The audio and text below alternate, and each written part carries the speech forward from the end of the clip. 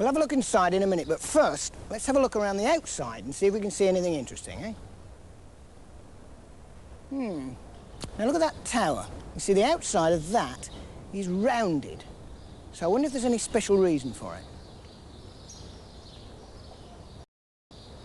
And you can see it's got 4 turrets. Now, 3 of them are square, but 1 of them is rounded. Can you guess why that is?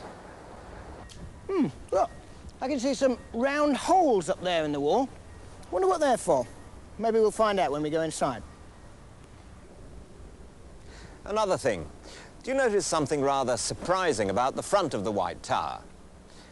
Well, look where the door is. It's about 6 meters up the wall.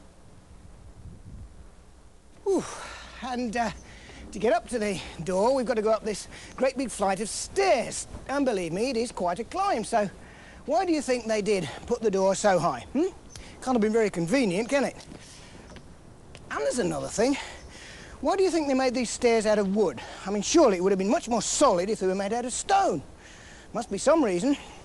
Anyway, now we're up here. Let's go inside, shall we? Well, the first thing you notice when you come through the door is just how thick the walls are. In fact, at the bottom, they are nearly 5 meters thick, so it'd be almost impossible for an enemy to knock them down. What sort of people lived here, do you suppose, in a grand room like this? Well, not the common soldiers, that's for sure. They would have lived in simple wooden buildings clustered round the outside. No, the White Tower was an army headquarters and the home of the constable. That's the man in command here. And it was a royal palace. This was the London home of the king and his court. So no wonder it's so impressive.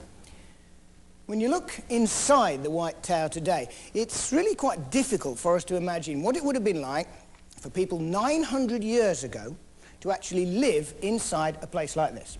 I mean, for a start, there wouldn't have been any of these glass cases here, of course.